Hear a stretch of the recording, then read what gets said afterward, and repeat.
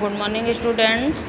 आज क्लास 6 में चैप्टर 11 सर्वनाम कारक तक मैंने जो है कंप्लीट कर दिया था बेटा। जो है सारा वर्क कंप्लीट होना चाहिए सबका। उसके बाद आज मैं नेक्स्ट चैप्टर 11 सर्वनाम का एक्सप्लेनेशन कर रही हूँ, रीडिंग कर रही हूँ बेटा। तुम लोग वीडियो देख के इसका एक्सप्लेनेशन करना और रीडिंग करना, पढ़ना और समझना, ठीक। पिछले अध्यायों में मतलब पिछले पाठ में हमने पढ़ा कि किसी प्राणी, वस्तु या स्थान के आदि के नाम को संज्ञा कहते हैं, ओके। और परंतु सामान्य रूप से अथवा पत्र व्यवहार आदि में किसी नाम विशेष का दोहराव भाषा के स्वाभाविक प्रवाह में गतिरोध उत्पन्न करता है। उदाहरण के लिए निम्नलिखित वाक्यों को ध्यान से पढ़ो।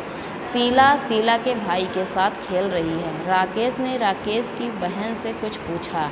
राजेश ने राजेश के पिता को बताया कि राजेश के मित्रों के साथ जा रहा है। इन वाक्यों में संज्ञा के दोहराव ने कुछ पता कर दिया है। यदि उपर्युक्त वाक्यों में रंगीन छपे संज्ञा शब्दों के स्थान पर अन्य शब्दों का प्रयोग किया जाए तो उनका रूप निम्नवत हो जाएगा। शीला अपने भाई के साथ खेल रही है। राकेश ने अपनी बहन से कुछ पूछा। राजेश ने अपने पिताजी को बताया कि वह अपने मित्रों के साथ जा रहा है।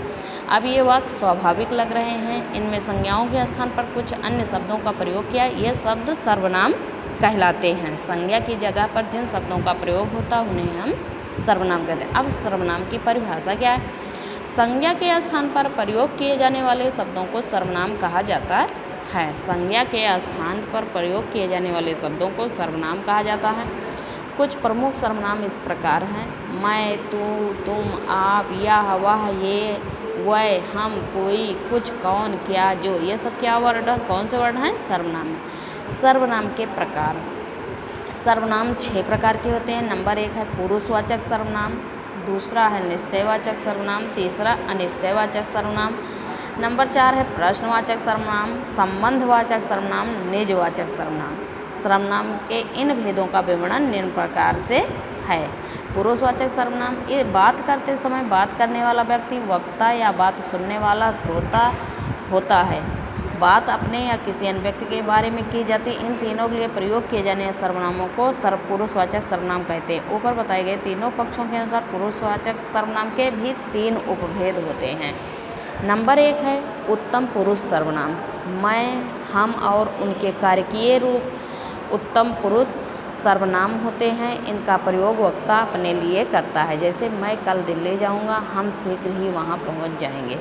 मध्यम पुरुष सर्वनाम तुम, आप, ये का प्रयोग श्रोता के लिए किया जाता है, जैसे तुम क्या कर रहे हो, आप मेरी बात मान लीजिए।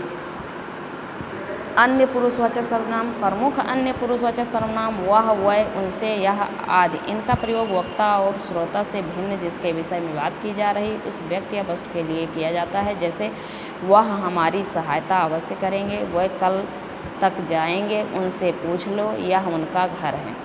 निश्चयवाचक सर्वनाम, इन सर्वनामों का प्रयोग किसी निश्चित वस्तु की ओर संकेत करने के लिए किया जाता है, जैसे यह राम की किताब है, इसे ध्यान से देख लो, वह तो मेरी पुस्तक है, उस पर उसका पता लिखा है। अनिश्चयवाचक सर्वनाम, इन सर्वनामों का प्रयोग किसी अनिश्चित व्यक्ति या वस्तु के लिए किया जाता है। व्यक्ति के लिए कोई और वस्तु के लिए कुछ का प्रयोग होता है, जैसे बाहर कोई आया है, दूध में कुछ पड़ा है। प्रश्नवाचक सर्वनाम, किसी व्यक्ति या वस्तु के बारे में पूछने के लिए इस सर्वनाम का प्रयोग किया जाता है। व्यक्ति के लिए कौन और वस्तु के लिए क्या का प्रयोग करना चाहिए, जैसे बाहर जाकर देखो कौन है, तुम्हारी जेब में क्या है। संबंधवाचक सर्वनाम, 2 उपवाक्यों में संबंध प्रकट करने वाले सर्वनामों को संबंधवाचक सर्वनाम कहते हैं, जैसे जो परिश्रम करेगा वही सफल होगा, हम जो चाहें वह अपनी मेहनत के बल पर प्राप्त कर सकते हैं। निजवाचक सर्वनाम, ऐसे सर्वनाम जिनका प्रयोग अपने या स्वयं के लिए किया जाता है निजवाचक सर्वनाम कहलाते हैं, जैसे स्वयं, खुद, अपना, अपने आप आदि।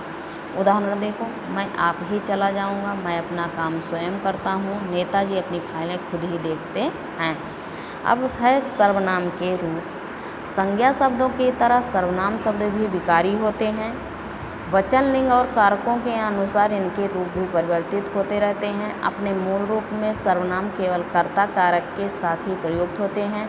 अन्य सभी कारकों में संबोधन कारक के अतिरिक्त इनके साथ प्रसर्गों को जोड़ा जाता है। उदाहरण के लिए निम्नलिखित तालिका देखो। पुरुषवाचक सर्वनाम मैं, मैंने, मुझे, मुझको, मुझसे, मेरे लिए, मेरा, मेरे, मेरी, मुझ में, मुझ पर। तू, तूने, तुझे, तुझको, तुझसे, तेरा, तेरे, तेरी, तुझ में, तुझ पर।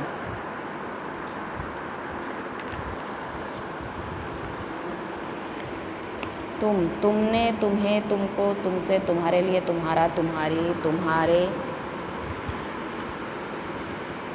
तुम पे, तुम पर। वह, उसने, उसे, उसको, उससे, उसके द्वारा, उसके लिए, उसका, उसकी, उसके, उसमें, उस पर। हम, हमने, हमें, हमको, हमसे, हमारे द्वारा, हमारे लिए, हमारा, हमारी, हमारे, हममें, हम पर।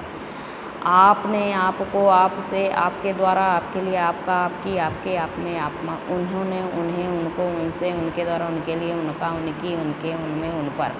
निश्चयवाचक सर्वनाम इसने, इसने, इसे, इसको, इसके लिए, इसकी सारे एग्जाम्पल दिए गए हैं। ये से, इन्होंने, वह, उसने, उसे, उसको। अनिश्चयवाचक सर्वनाम किसी ने, किसी को, किसी से, किसी का, किसी से, किसी के, किसी पर, किसी ने, किन्हीं को, किन्हीं से, किन्हीं का, किन्हीं की, किन्हीं के लिए, किन्हीं में, किन्हीं पर। प्रश्नवाचक सर्वनाम कौन, किसने, किसे, किसको, किसके, किसके द्वारा, किसके लिए, किसका, किसकी, किसके, किसमें, किस पर।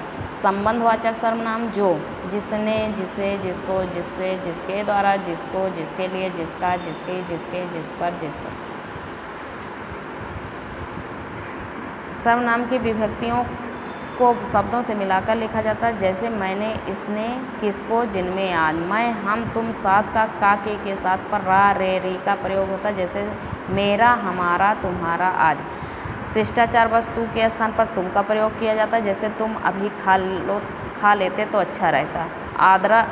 आदरार्थक संज्ञा शब्द के स्थान पर प्रयुक्त होने वाले सर्वनाम की आदरार्थक बहुवचन में प्रयुक्त किए जाते हैं, जैसे मेरे पिताजी कल दिल्ली से आए हैं, वह मेरे लिए कुछ खिलौने लाए हैं। ओके बेटा, ये वीडियो देख के इस चैप्टर को रीडिंग करना और पूरा समझना, इसकी परिभाषा, एक्सप्लेनेशन, डिफिनेशन और एग्जाम्पल सब याद करना और इनके प्रकार। Thank you, have a nice day.